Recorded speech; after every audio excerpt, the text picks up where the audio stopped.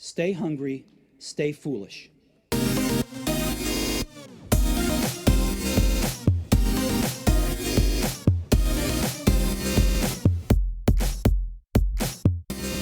We all know a visionary leader when we see one. They're bold and prophetic and at the same time pragmatic.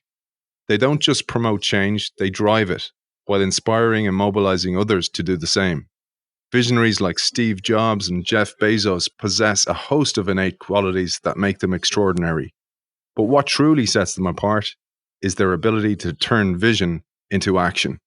Our guest today introduces a new way of thinking and managing called Future Back that enables any manager to become a practical visionary. Addressing the many barriers to change that exist in established organizations, he presents a systematic approach to overcoming them that includes the principles and mindset that allow leadership teams to look beyond typical short-term planning horizons, a method for turning emerging challenges into growth opportunities that can define an organization's future, a step-by-step guide for translating a vision into a strategic plan that teams can align around and commit to, and ways to ensure that visionary thinking becomes a repeatable organizational capability. We welcome co-founder of InnoSight and author of Lead from the Future, How to Turn Visionary Thinking into Breakthrough Growth. Mark Johnson, welcome to the show. Thank you, Aidan. Great to be here. Your colleague, Scotty Anthony, has been a friend of the show and indeed two-time guest, so it's a real pleasure to have you on the show, Mark. You start the book with a tribute to your co-founder of InnoSight and your partner and friend and somebody who has inspired so many of us, and I'm sure so many of our listeners today, me included. And we can't start the show before we salute the great Clayton Christensen. Indeed, you dedicate this book to Clayton. I do. To me, Clay was the epitome of a visionary, of somebody who used his work in disruptive innovation and disruptive theory to be able to look ahead and try to make the world a better place. I mean, at the essence of what he talked about in disruption was not the negative side of it. You know, hey, a company's going to get toppled or you better watch out, put it in the fear side of things. It was more on the optimistic side, and it was more on the hopeful side for our society and the world. Of the essence as it evolved of disruptive innovation was, how does it enable a set of non-consumers, people that were less wealthy or less skilled, had less access to goods and service? How do you enable this larger population of less skilled or less wealthy people to have access to goods and services through the thinking of disruption and how that could democratize things? So I've just felt it fitting to dedicate this to Clay, not only because of the way he thought, but the way he influenced the world and influenced it in a way not just professionally, but morally good. He was an amazing human being, kind and supportive of anybody that was around him, and would engage with the individual and make them feel special. Both professionally and personally, I dedicate the book because of the influence he's had, not just on me, but on the world in multiple dimensions. So speaking of visionaries like Clay, you start the book by emphasizing how we need vision. However, you point out that when InnoSight, your company, surveyed senior executives, you found that 75% never planned more than 5 years out. And here you recommend a different approach. And I quote you here when you say, leaders who think about the future, but then focus on sustaining or efficiency improvement may believe that they have a long-term vision and strategy, but often what they have is a glorified operating plan that perpetuates their assumptions about how their markets work today. I think that absolutely nails the essence of what you're getting at with this book. Absolutely. It is part and parcel why we wrote it, you know, having started as an innovation firm and realizing that so many of the major breakthrough innovation efforts, those that require a different business model, a business model change, they weren't making traction because not so much the innovation teams, but the leaders who had the resource allocation responsibilities weren't looking out far enough to have the right mindset and perspective to allow breakthrough innovation efforts the space, the time they need to incubate and scale. And, you know, a big piece of what we found in doing this work, both by experience and research, is what we call the present forward fallacy, that just so many companies have this seductive notion that an existing business can be extended out in time indefinitely, you know, just continuing to make improvements to it. I mean, Clay essentially referred to this when he said sustaining innovations that overshoot. But I think there's a behavioral piece of it, or a mindset piece behind that, which is the present forward fallacy, that I think we are living in a world where businesses always will sharpen the pencil the following year and produce a business plan or a budget that suggests that their business is going to grow indefinitely year after year. And that failure to look ahead and be honest about the fact that some businesses will continue to grow, but others will start to plateau, and others will actually be in decline, I think is one of the biggest maladies that we face in general management today. And on that, I'm going to jump way ahead in the book because I loved when you referenced Jeff Bezos, and he's a real hero of future back thinking. And he even said, someday Amazon will fail. And he predicts that his own business that he built with his blood, sweat, and tears and brilliant thinking will go bankrupt one day. Yeah, no, it was an amazing quote. It sort of, I think, probably floored everybody when they first heard him say it or when they first read it. It's along the lines of the great management guru, Peter Drucker, who talked about every business has an underlying theory, or there's a theory to the business. That theory, sooner or later, no longer works because either things change in the market or things change in the business, or both. And what we find, I think, is individual business units have a life cycle to them.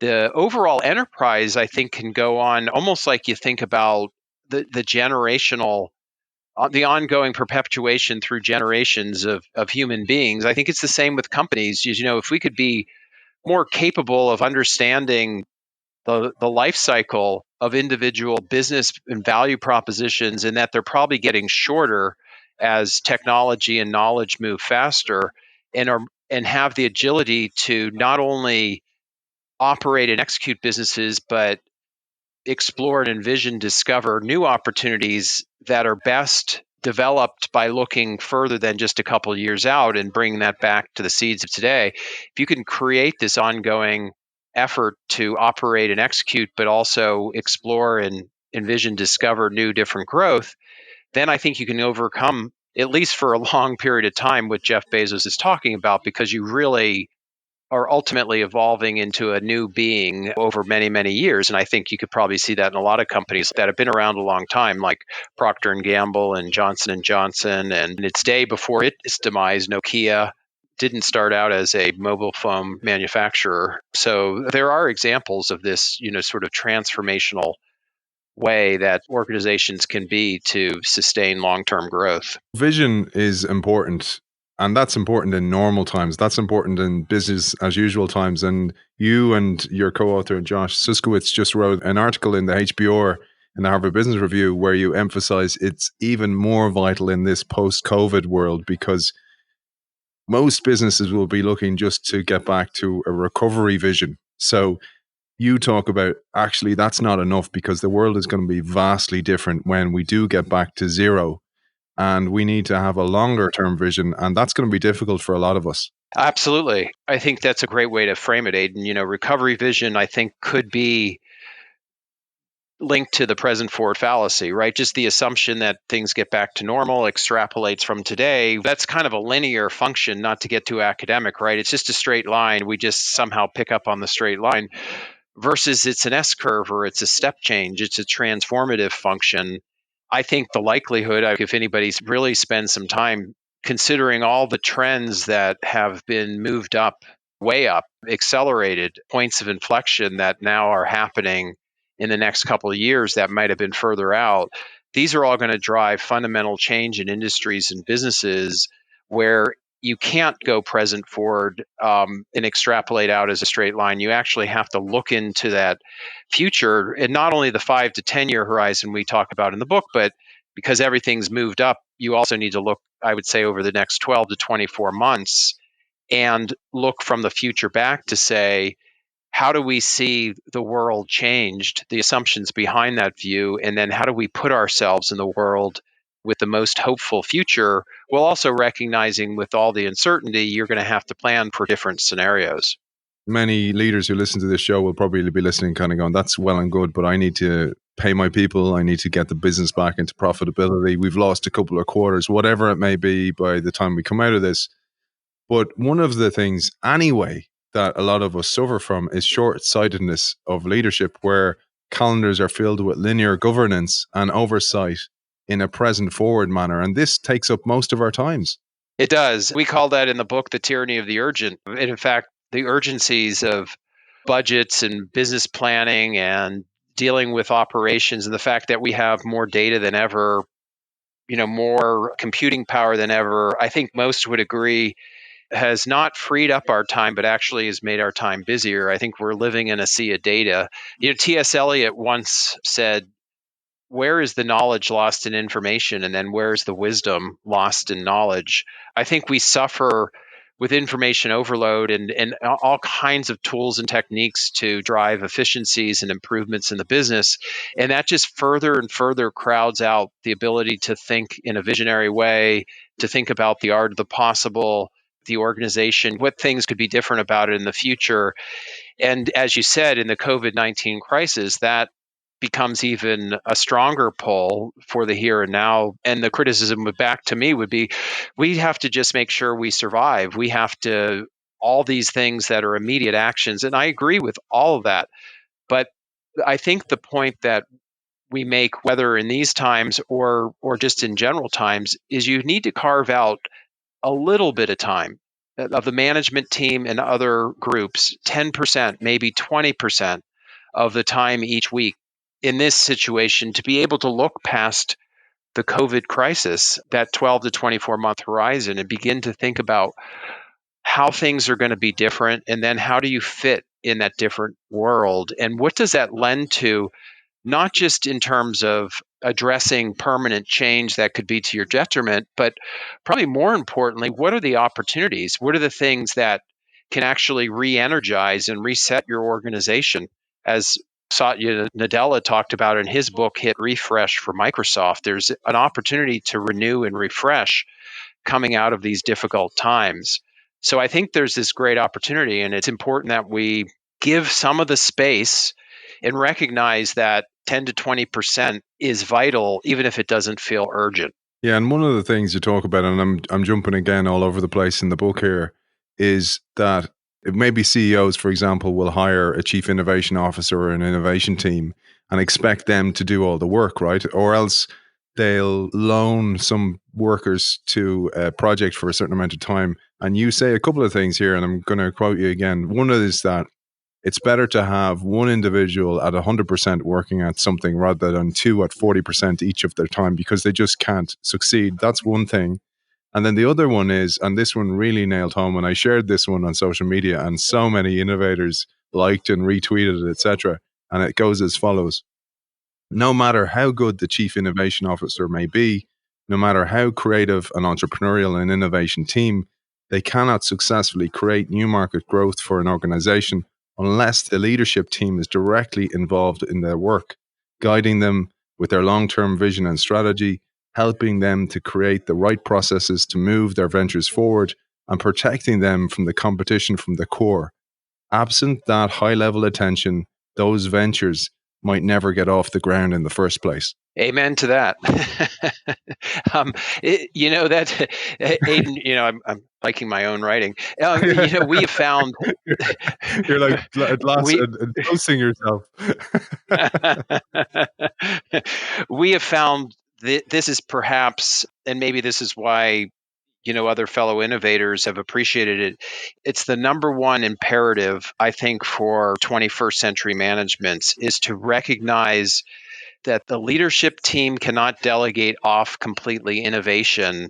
We had a CEO summit. We had the CEO of Panera Bread and former CEO of ABP. He was the founder also. And he said, I have to be the innovator in chief. Doesn't mean you can't have a chief innovation officer, but the leadership team own the resource allocation process. If they're not involved and get aligned and committed to a long-term growth plan and the innovation that needs to come behind it, they will not properly sponsor and govern innovation teams through all of the ups and downs they're going to face, the antibodies of the core that are going to go after them.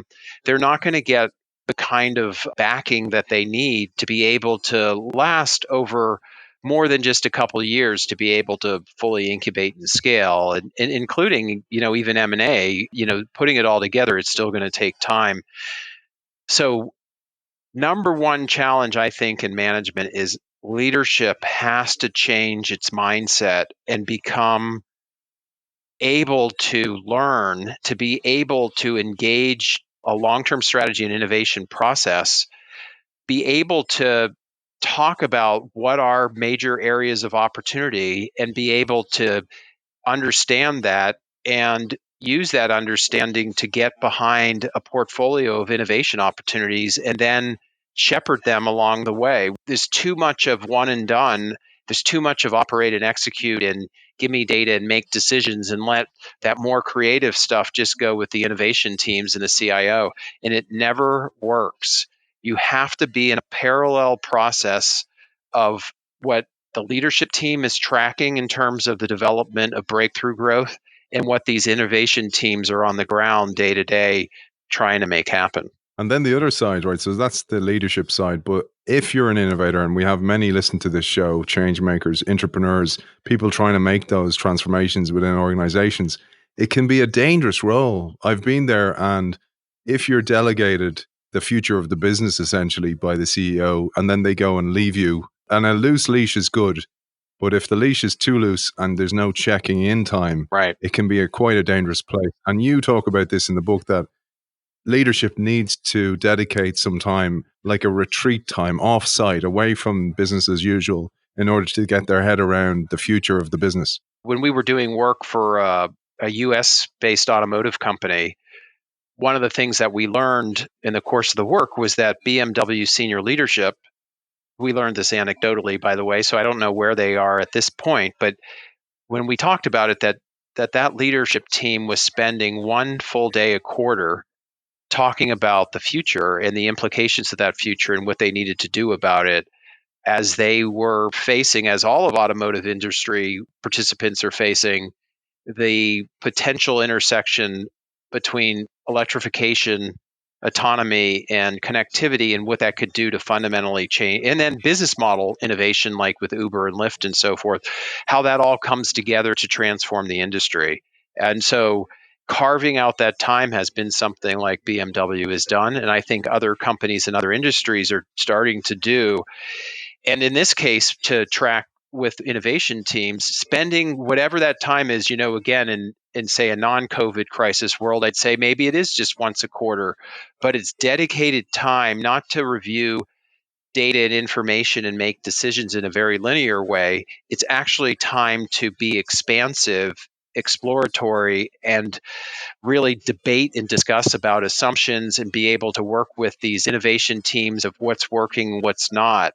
I think the essence of successful, to your point about being very lonely, innovation teams that are truly on disruptive breakthrough growth, yes, they've got to be separate in the sense that if they're in the core, the processes, the rules and norms of the core are going to affect what this breakthrough team needs to create in terms of potentially a new business model and so forth.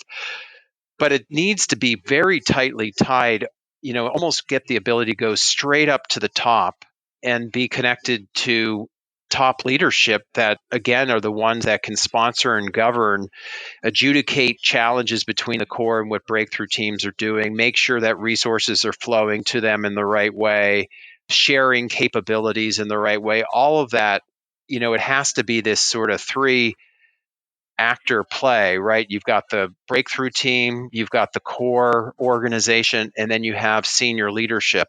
And senior leadership has to be the orchestra conductor helping to manage progress, on both sides of the ledger. This is a real challenge. I've met many innovators and they all suffer from this. And I did myself, where if you don't have that direct access where you can tell the bare knuckle truth about how it is, what's happening, warts and all, you'll have a translator who's trying to sugarcoat it or put rose tinted glasses on what it will look like or what the real facts are. And oftentimes the message gets lost in translation, or message sent does not equate to message received. Or worst case, they'll get rid of the innovator because the innovator is exposing a business model that needs to be reinvented, or maybe something that needs to be culled within the organization.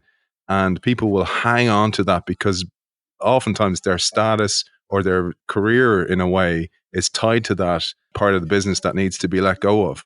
I couldn't agree more on that, Aidan. And what's worse is what we find with leadership teams when it comes to trying to move beyond the status quo back to the present forward fallacy. When it comes time to consider transformation, or at a minimum, getting beyond the core to fill a growth gap and anticipate things that are going to be needed to be sustainable, not just profitable, we see there's sort of three camps that can often be in leadership teams.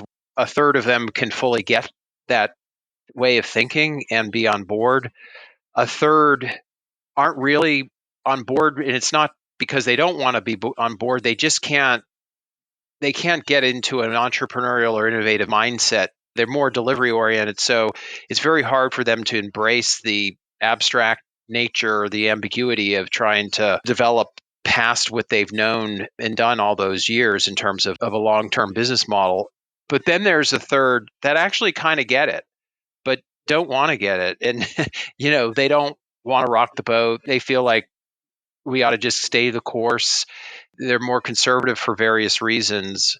So that's, again, why it's so important for a CEO, for leadership, to engage in a learning process and be able to tease out what's really behind individuals' minds on the team, because that is another factor that can derail the process of successful innovation and the resource allocation to drive those innovation efforts. And quite frankly, we advise leaders that in fleshing out these real deep assumptions about the worth of different innovation efforts, if they just can't get with it, then they're going to just hold back the organization from its ability to change and to evolve and to transform in the ways it needs to. And top leaders need to make decisions about, as Jim Collins would say, who needs to be on the bus and who needs to come off the bus. Yeah, and that's the difficult thing, isn't it? Because oftentimes leadership befriends people within the organization. Yep. And a lot of cognitive biases get in the way. And I'd love to cover a little bit about this, Mark, because we mentioned those people. So there's those who want to change. There's those who just cannot see it. And no matter how many times or how many ways you translate your message, they just won't let go of the past. And cognitive bias gets in the way. Yes, it does. I mean, I think it does for anybody. And I did write about this in the book.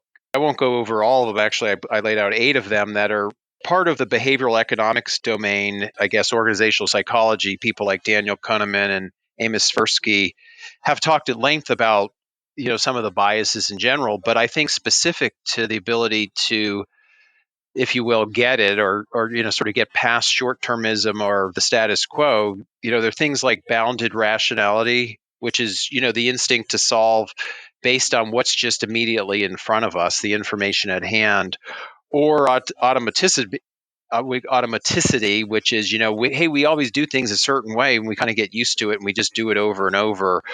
Or hyperbolic discounting, the tendency to choose a smaller reward, that we can get now over a larger one that would be received later.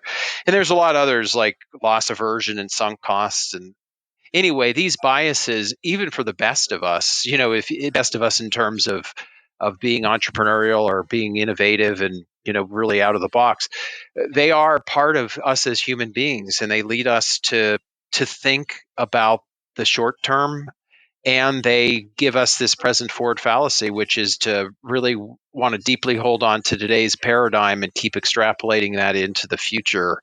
And it's probably doubly hard right now because evolutionary psychologists talk about this. When danger is lurking, we tend to narrow our scope even more and hunker down even further, to your point earlier. And that's going to make it even harder with the COVID crisis to be able to open the aperture and look beyond.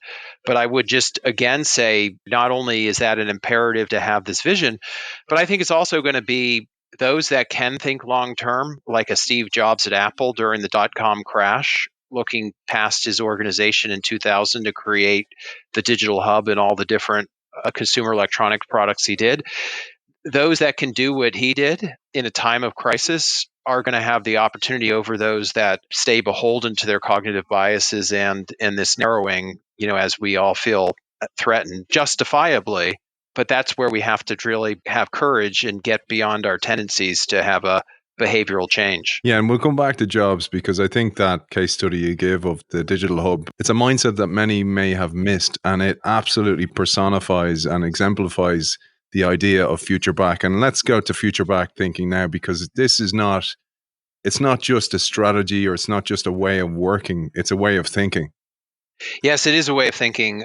In writing the book, we had started just with process, a way of working, or literally think about the future and put yourself in and that work back.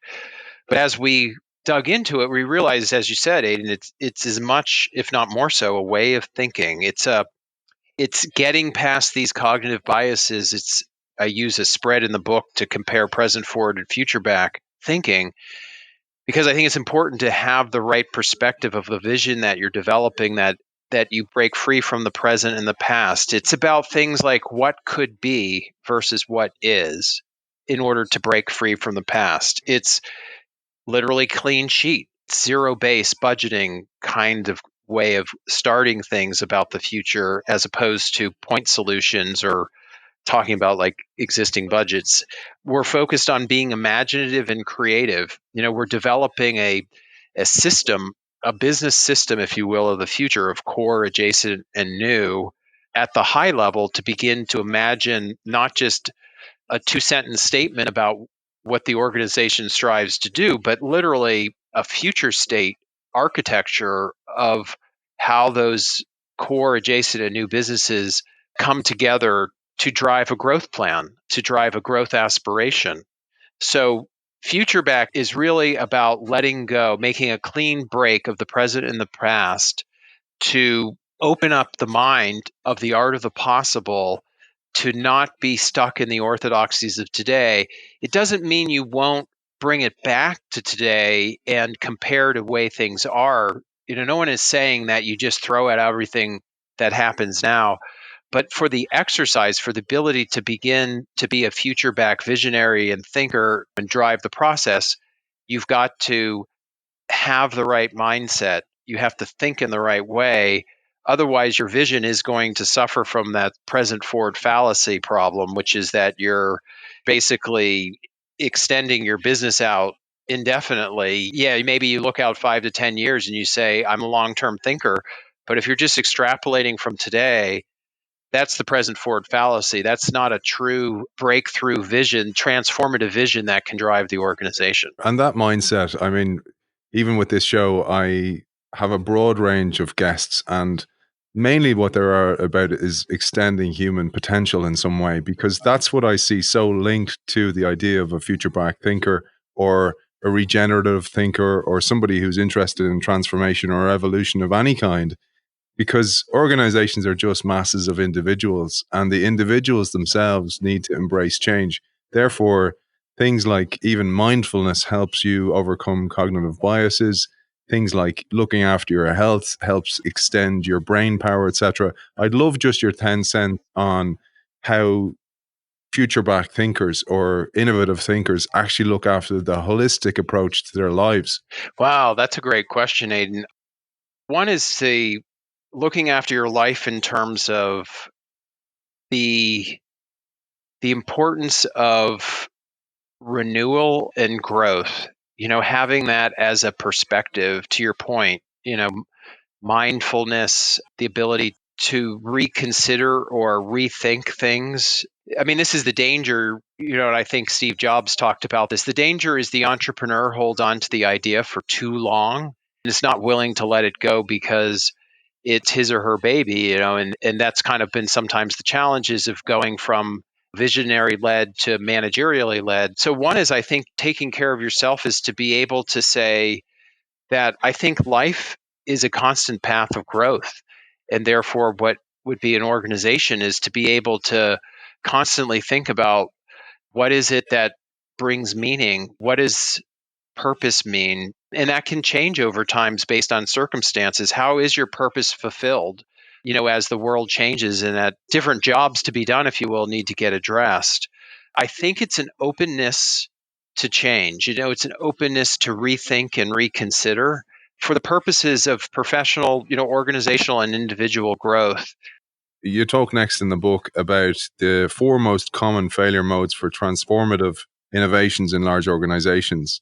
And this got me thinking that there's many, many different stats out there, but something like 75% plus of transformation efforts fail. And I actually genuinely think it's more than that. I really do. I think even if you do everything right, it doesn't guarantee success.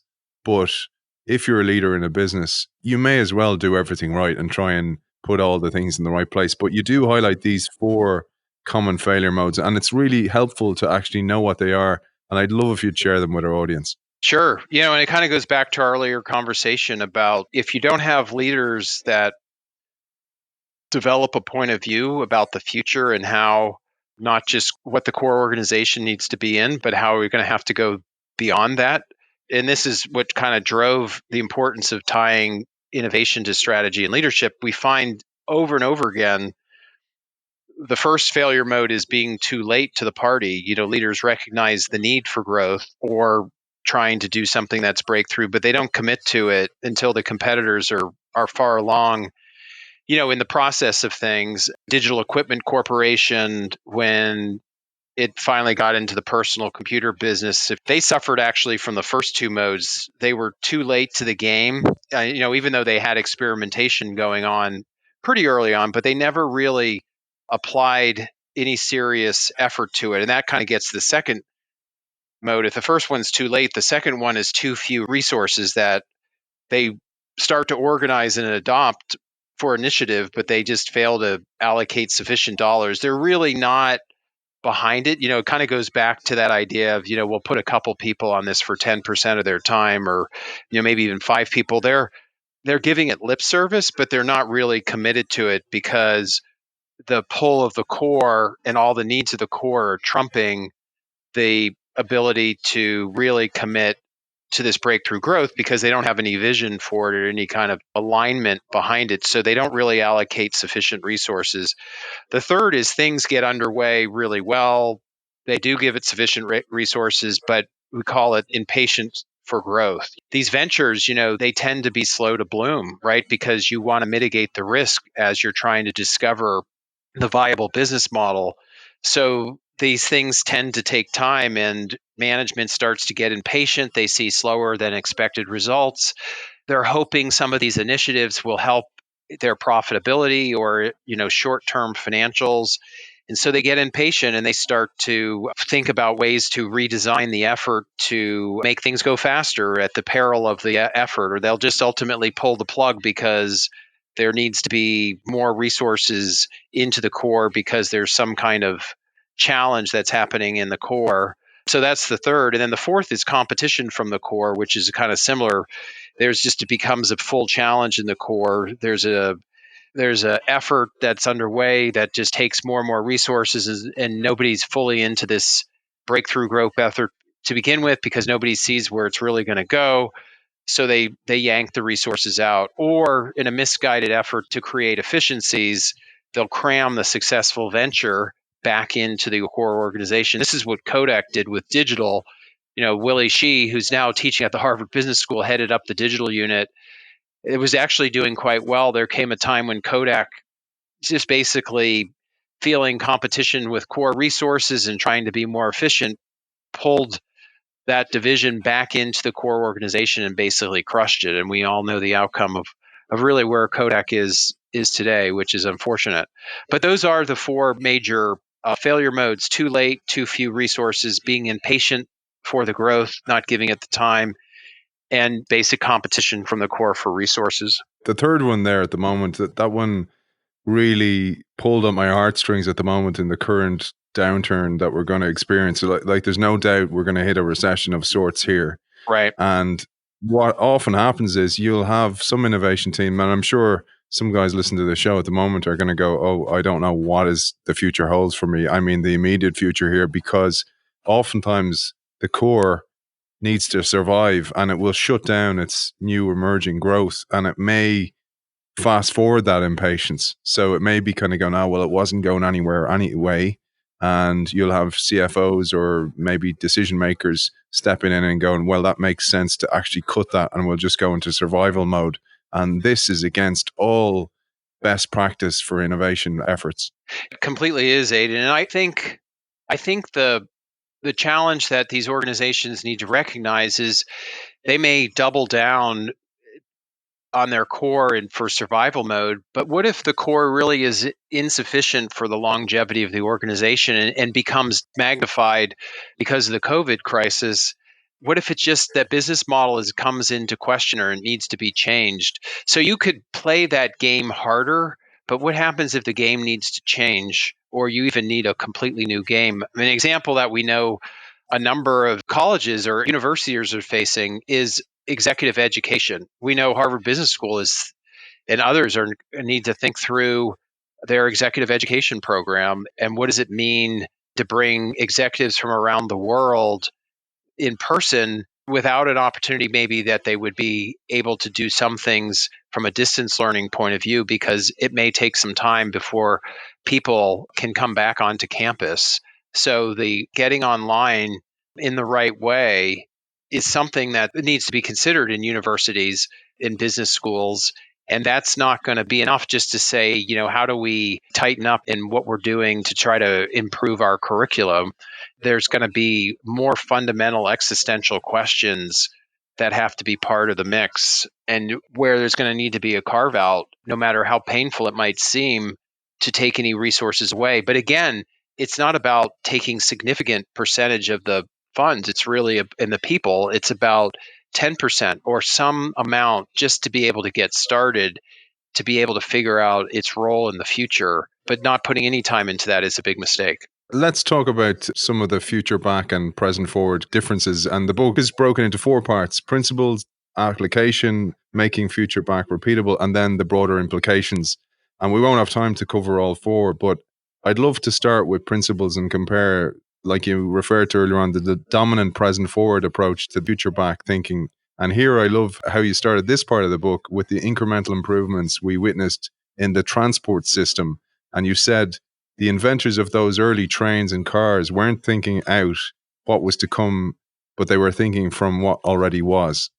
I have actually, as you know, a picture in the book of a early train from the 1831, and the train has a different front end. It has a locomotive. It looks like a very early locomotive version, but it does look like a locomotive. But the cars behind it are stagecoaches. They literally look like stagecoaches where you could put a horse in front of it. There's nothing different about them.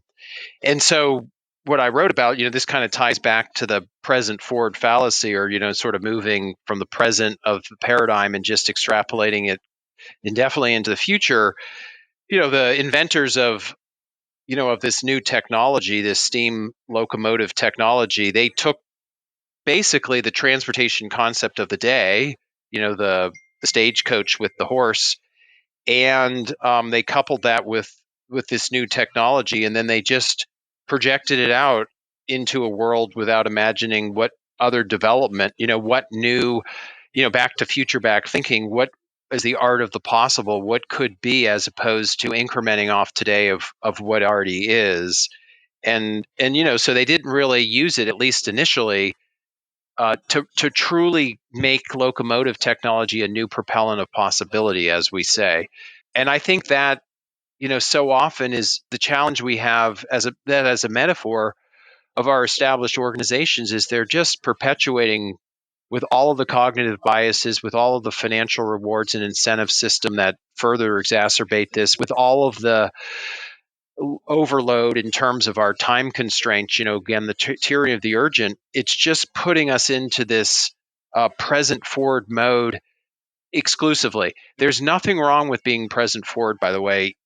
90%, 80 to 90% of what we need to do is present forward. It's about taking our core business that drives the cash flow and continuing to incrementally improve it, or even maybe breakthrough improvements that sustain the trajectory of the ongoing work of the core, but not having any time and any process to go future back to envision the art of the possible and the potential need for transformative efforts to happen is a huge mistake. And it's a huge mistake not only in that it's not happening very often day to day.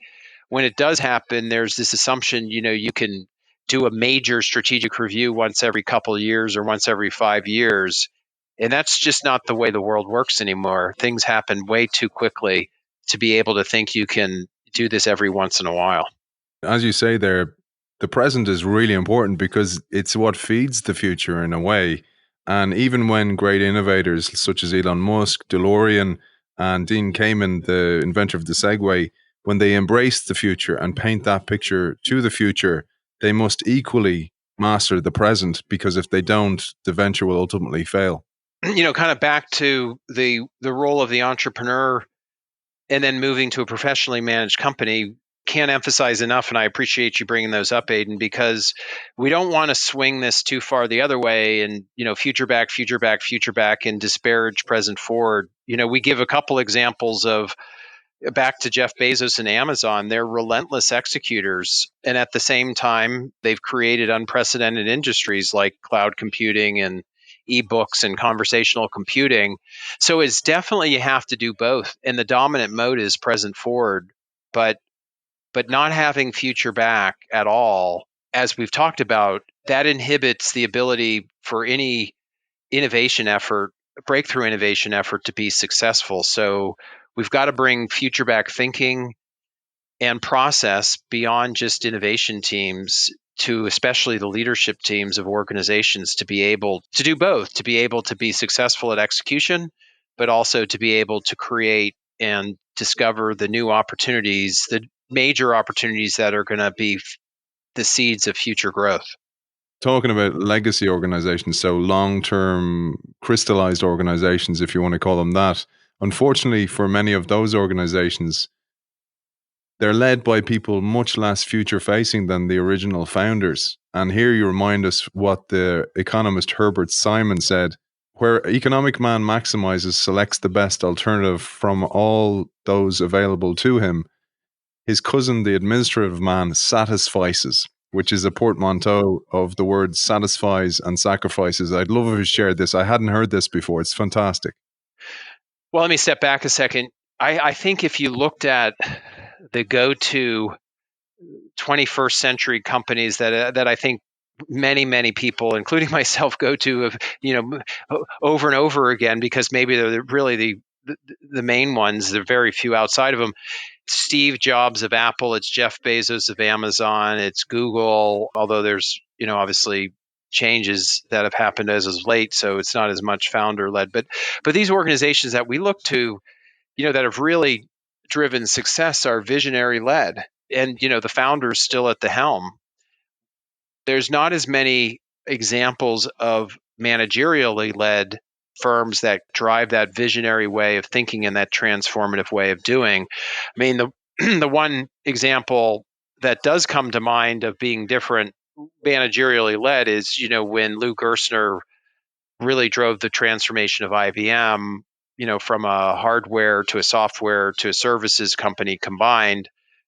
That was somebody who was steeped in management. But yes, the challenge that we face, and that we talked about, is this notion of what administrative man is doing is this combination of just being satisfying and sufficing versus really trying to think about the long-term overall maximization. Another way to put it is, I think average management, managerially led firms are focused, unfortunately, more on profitability than sustainability.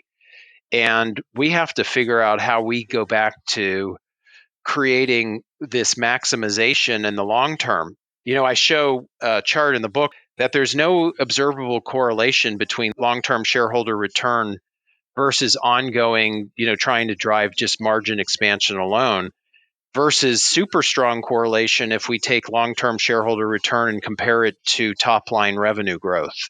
These are a basket of the top 20 market cap US S&P 500 companies. So I think, how do we get towards more sustainability along with profitability, as opposed to having such, a focus on profitability, which I think, unfortunately, it's not only the managers, the leaders of companies, but the whole ecosystem, the stakeholders, the fund investors. We have to get to this ability to think longer term and actually drive from a longer term perspective, because that's actually where the rewards ultimately come. One of the things and genius moves I think that Bezos did was from the very start, he plowed profits back into the business, and that became the normal. So it was all long term. But I wanted to bring it to incentives and rewards, which you talk about in the book, because for the modern world, for this world of VUCA, where we're in an unbelievably complex business environment, incentives and rewards are backwards. And you said business leaders are being motivated and rewarded to heat their houses by burning their own furniture. Yeah, I think we see that, right? Is that the short term strategies, the shoring up of things to continue to meet the ramp up of quarter over quarter profits that so many companies face. And then that just gets exacerbated by the fact that individuals are rewarded for last year's successes. The leadership, so much is being paid by how well they've done, over the past year. Yet again, long-term shareholder value is really about investing for, investors are really looking for a company's future performance. So we have it swapped, and I think that this has just become worse than ever, right? Is the only way that they think to increase shareholder value is to raise expectations about the future. And so therefore, the only thing that executives can do is to invest in the short term, to keep trying to make the case to hope for that better future. But at some point, you're literally burning the furniture, right, to heat the home. And it's a real problem. So, that's why I said earlier, you take these cognitive biases, they're the nature of human beings, and the human beings create the rewards and incentives that just furthers exacerbates the problem of being short-term oriented, which puts us in the predicament that we're talking about of the ability to vision and drive breakthrough growth. Most of us know the Apple story, but to tell it through the lens of a future back lens would be really interesting, because no other business cases, no other recent business cases illustrate the power of envisioning the future and walking it back to the present than Steve Jobs and Apple and the digital hub. And the reason for that, Aidan, and I at first hesitated to put the story in there, not so much because I thought the story wouldn't be unique. I think it is, but the perception of the story, of Steve Jobs and Apple, and oh, here we go again. And like I said, unfortunately, there's just not a lot of examples to date, and hopefully this will change, of true future-back thinkers and planners. And Steve Jobs and Apple is such a great case study. If we can get past, sort of all the lore about, well, it was this larger of life person and he was this creative and, all these things that happened that created these amazingly designed products. It was so much more fundamental to that and what Steve Jobs and his Apple leadership team did. In fact, it wasn't just a few of his top leaders. His whole effort to create the digital hub and then the transformation of the music industry and in telephony, all of that was done together by imagining 10 years out from 2000. This is, by the way, during the dot-com crash, compounded even before the dot-com crash with a belief that Apple as a niche, high-end personal computer manufacturer was going to get commoditized. And Gateway CEO said for themselves that they believe themselves to become a commodity. So in the midst of all of that pressure to, sort of hunker down on, if you will, the core computer business, Steve Jobs and these top 100 lieutenants looked out 10 years and they looked into the future, and they weren't beholden to, hey, how are we going to make a better computer, or how are we going to make it so it does more things so that we don't get commoditized. They actually went beyond the computer and they looked into other industries, into the existing consumer electronics of the day of 2000, and looked at digital cameras and personal digital devices and even the upcoming MP3 technology. And they said, We know those devices are going to need a lot of computing power within them. That's going to make them really clunky as such small devices. Why couldn't we be the digital hub for all these devices? And they, in 2001, announced to the world the digital hub strategy, which they called it at the time. I would call it the digital hub vision of how they would enable, through writing elegant software, the connection of an Apple personal computer to these various devices. What they didn't share with the world was that they said we could do these manufacture of these devices ourselves, and hence what they ultimately created as the iPod and the iPhone and the iPad. So they looked into the future, and it was more than just a vision statement. They looked at how the world would be changing, how consumer electronics would evolve, how they'd be a big piece of our life.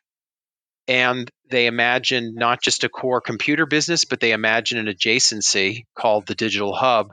And they imagined how they got into creating their own consumer electronic devices, more than just a product, but all of those actually were a different business model. The iPod, combined with the iTunes store, combined with the software and the way that they drove a revenue model of giving away the iTunes music to make money on the iPod, that was a business model change. The iPhone was a fundamental business model change to the industry, as it was a smartphone. It was a platform for apps as much as it was for telephony. And then the iPad. So here is the consummate future back thinker and planner or strategist, in the sense that they looked out 10 years. They didn't have the present forward fallacy problem. They did more than just a vision statement. They really created what Apple could be and should be for a better organization, inspiring and purposeful. And then they brought that back to 2001, 2001, and they started building capabilities and software like, iTunes software, iMovie, GarageBand. And then they built these products, and they started with the iPod, then the iTunes service. Somewhere along the way, they ended up with Apple stores, but then it was the iPhone, and then it was the iPad. So it's, to me, the amazing consummate story. Now, I don't think Steve Jobs had in mind future back. I think it was just who he was in his team in terms of intuitively doing it.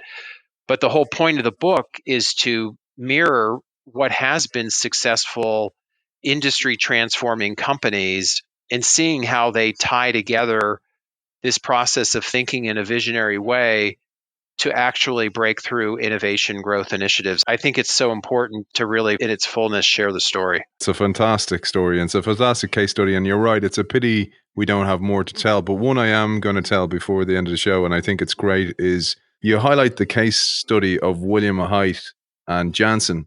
Haidt found himself in a typical situation that so many change makers do. His vision was a threat to the core, and the core is designed to stamp out variation and risk. And therefore, many change makers like Haidt get rejected from the business, or they get hidden, or they get put in Sector 7G where nobody can hear them or from them again, or they're starved of budget in some way because of that threat to the core. But he managed to turn that around and embrace the core. I'd love if you shared this, Mark. It's really the central case study of part 2 application, where we walk through how you develop a vision, then how do you translate that to strategy, and then how you ultimately program and implement. And Bill Haidt was the head of R&D at Janssen, the pharmaceutical division of J&J, and this was roughly in the 2012 timeframe. He was an oncologist by training, and he had led at a cancer institute before coming to J&J. And he had, before I think even bringing this up to his teams, a mind. As he said, he was practicing as an oncologist, and his patients would say, "What could I have done to avoid getting cancer?" And there was this stark reality, of seeing his patients die, and he just wondered, why couldn't they do a better job of preventing cancer or intercepting the cancer-causing process? So, when he got to Janssen, that was on his mind, as they were helping for other diseases like Alzheimer's or diabetes and so forth. So, he wanted to look back, and as a leader of a major healthcare company, as a $7 billion budget that he had, he wanted to use that platform of R&D not to just predict what could come in time, but how could he make some things happen sooner rather than later. And as you said, it was incredibly disruptive to the organization because the entire Janssen Pharmaceuticals division is based on fixing diseases with a pill or a drug that treats the problem once the problem exists, not trying to figure out how to prevent or intercept a disease or cure it. And for that matter, even if you did come up with that, how would you make money on something that you prevented? And maybe it would be hard to know whether you really prevented it or intercepted it. Just it would be hard necessarily to prove it. So there were a lot of issues around being able to do that. Well, the long story short of it is he had to convince his team about the vision that he had. He had to then develop that vision further out, carving out what ultimately was called World Without Disease and the Disease Interception Accelerator, and begin to think through. They went out almost 20 years to 2030 to begin to look at various trends, things like what's going to happen with biosensors and trackers, what was going to be the reality of life sciences and how that was going to change, how therapies could get more personalized. Anyway, they went through a whole set of different trends and points of inflection to land on 2030 as their target vision, and began to think about what does it mean to have a world without disease? What does it mean in terms of the business and the business model in doing that? It ended up taking and walking that back to the present to be able to start with what is now a lung cancer initiative that is underway and has been underway to begin to intercept the disease of lung cancer and ultimately maybe even for many prevent it. And so Janssen and Bill Haidt came up with this vision of a world without disease, and it became this future that believed would be transformative to the industry, whether they did it or not.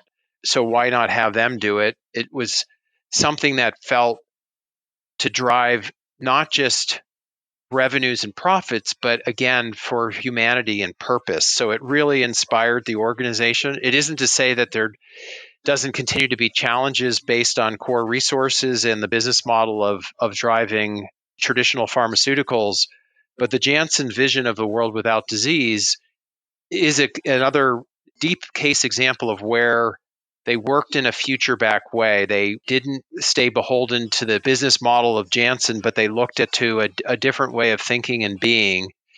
And they developed that vision, and then they translated into a strategy, meaning a portfolio of business in the future, but then also bring that back to a portfolio of initiatives today, starting with the lung cancer initiative. So maybe I'll stop there because there's probably a lot to talk about in that, and I could go on and on about Bill Haidt. One of the challenges many of our listeners will have is how do I make that happen? Now, we're not going to have any way near the time to do that, but you're very generous in the book where you give some toolkits that people can use and a way of thinking about how to implement as well. But I found it really interesting because you mentioned earlier on jobs to be done, and Haidt and his team looked at how customers are dealing with eliminating sickness in the first place or avoiding it in the first place. And one of the things they looked at was herbal supplementation to ward off sickness. And I thought this was really, really interesting because this was a way of looking at what customers are doing, what are their behaviors, and how can I bring that from the future back. As you said, we probably won't have time to get into all the how-to, but I think it's important from a principle, before we get into the point about herbal supplements, is the principle here is to take and look into the future, not only just generally with trends and potential disruptions and points of inflection that can happen as trends converge, to create, a whole new paradigm or opportunity for being able to develop a business or provide a service to society. In our mind, that almost sort of creates the circumstance. It has to tie back to what is the job to be done.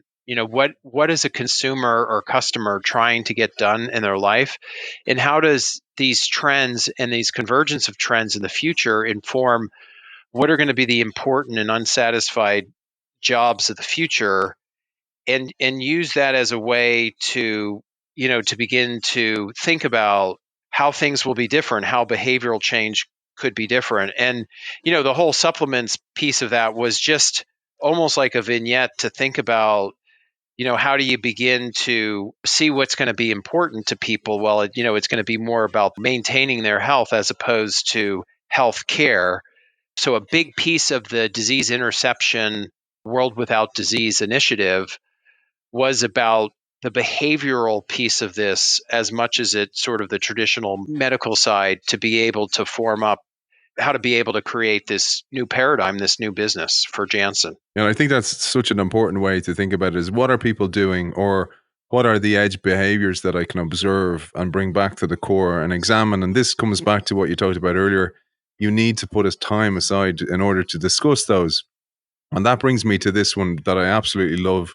And it's why I work in organizational transformation, coming from innovation, business models, etc., because I really find it's very difficult to change business models until you change mental models. You can't change what people do until you change how they think and how they interact. And you dedicated a lot of the book to this as well, because healthy debate, allowing people to promote half-baked ideas, etc., becomes really important. And we had the mother of psychological safety, Amy Edmondson, on the show before Christmas, and she talked about this, and it's so core to the idea of innovation and discussing the future. And you highlight the work of Carol Dweck, for example. And one exercise I thought was really useful, Mark, was the view of the world statements. And I thought it'd be a lovely way to finish today's show, because it's what we all need to do individually as well. We need to almost envision where we want to be in the future, maybe in 5-year increments or whatever, and then work back to today, because time passes and it's coming for all of us. And hopefully this period of lockdown will give us the time to do that and reflect. And while we're cocooning, we can become a new being at the end of it. So I'd love if you'd share the view of world's exercise, because I think beyond an organization, it's something we can do individually. Of the three major steps, which is creating and inspiring an actionable vision, then converting vision to strategy, and then programming and implementing. The first major phase of creating a vision and having the right time horizon to create that vision, first putting yourself in that future environment and having a view of the world. The example I use in the book is an automotive view of the world set of statements for 2030. And what's interesting, kind of tying that to Carol Dweck, Aidan, and the sort of the whole process of learning. When you go into the future environment, it can't be about facts and data, right? Because facts and data are driven from the present, from the past. When you really look forward, you're dealing with a transfer from facts and data. I mean, you can have some that, I think on some tight trends, but predominantly you're into assumptions. You have to develop a set of assumptions about the way the world works and the way the world's going to work. What are the assumptions that are the driving forces of change for your industry? In the case I use in the book, it's for the automotive industry, because this is what we call the exploration piece of explore, envision, discover, which is it's a learning wheel as opposed to operate and execute, which is really not about learning. It's more about making decisions based on data and then moving forward. The view of the world statements, however, are something that get developed as a set of core assumptions based on a lot of conversation, a lot of iteration, a lot of debate and dialogue, a lot of divergence before convergence. Again, the senior leadership team should be doing this work and be highly participative, because what we found is the success of any strategy being implemented, based off the vision, is to the extent that there's true alignment on the underlying assumptions that drive the vision and the strategy. So it's a major first step of developing the vision is beginning to develop these view of the world statements. I'll read just a couple. Like in automotive, we split them based on autonomy, electrification, and cities. Trying to sanitize this, but it was basically from a client of ours, and done in a way that it was generic for the purposes of putting in the book. But, the example of electrification would be something like excluding regulatory incentives. The cost of ownership for electric vehicles will be on par with internal combustion vehicles in the 2030 to 2030 timeframe, depending on regional conditions and technology advancement. That's a view of the world statement where the team that we worked with was aligned behind that then informs in the implications of that assumption what they're going to actually do about it in the 2030 timeframe. And for this company, by the way, having gone through this and changed their point of view about what was going to happen in terms of the cost of ownership of electric vehicles, that fundamentally shifted the way they thought about development today and in the breadth of development of utilizing electrification technology. So all of this that we're talking about is about embracing, just like an innovation team for a leadership team, a process of learning, being able to get really good about what it means to learn in an effective way as the other side of innovation that the leadership and key teams need to do, because that's how you get to this imaginative, what could be formation of the vision. That's what allows you to develop this future state portfolio as part of the strategy making process. It will not work unless you use some of these tools like view of the world statements. You use the forum to not be in a traditional operate and execute mode, but in this explore, envision, discover mode.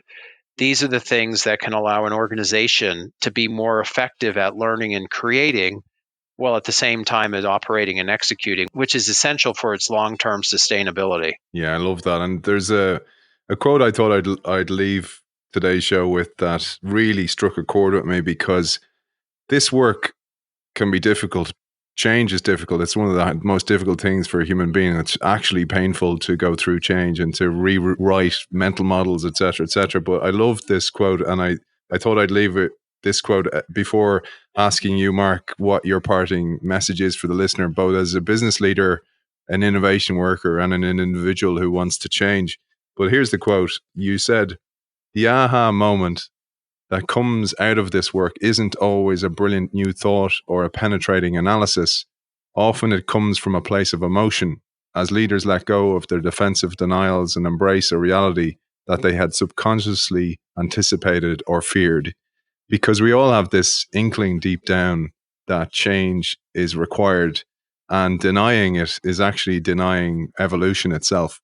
And that's how I love to think of this book, that you're giving us a roadmap of how to reinvent not only organizations, ourselves, but also possibly society. So with that, Mark, I'd love you to share your parting advice for our listener, both as individuals, as organizations and industries. Maybe I'd like to close with a reference to the Harvard Business Review online article that just published, about leaders, having a vision of the post-COVID-19 crisis, the importance of that. In that article, which I think applies to how we put things in the book, but it just really puts a bright light on the way things are today with the COVID crisis. We talk about it being more important than ever in vision. Why is it more important than ever to have vision, aside from being able to provide the impetus for long-term, being able to think in the long term and bring that alive? Vision is important more than ever because people, your organization, even the leadership group and people in the organization underneath, there's got to be a North Star. And it's got to be more than just a 1 to 2 sentence statement, that will be the best medical supply company in the world and, make the best products. It's got to inspire the organization to that better place. It has to give it purpose. It has to give it hope. And the role of vision is to be able to do that. And it's got to be practical. So we've got to be able to think kind of like the Steve Jobs digital hub beyond the computer and the opportunity of their own consumer electronics. If you make it tangible like that, you can give the organization the direction and the stability to say, we know where we want to go, where we want to be 2, 3, 4, 5 years past this crisis. It's about the storytelling and the narrative of that vision and its purpose and hope. And then the strategy piece is the conversion to the engineering, if you will, of how that literally translates ultimately into initiatives that you need to do to address the immediate crisis. Those are the core things, but also it gives clarity on some things that you'd want to start today as investments and initiatives to help you get to the other side and be ready and placed in the next 12 to 24 months, but also for this long-term place that you want to land. And so it's getting you to be able to have a better informed view about balancing the things that absolutely have to be done right away with those few things, that 10 to 20% that are preparation for the post-COVID world. And that all ties to a process, as I said, of learning and engaging and evolving and shaping points of view. And I would just hope for your audience that they would embrace the notion that, yes, we need to react, we need to operate, execute, we need to be present forward, but we also, even in the midst of this crisis, need to carve out this time to give our organization hope with vision and to give us practicality with initiatives that are informed by that vision and a relentless ongoing pursuit of learning to navigate as we bring that vision and those plans forward into time.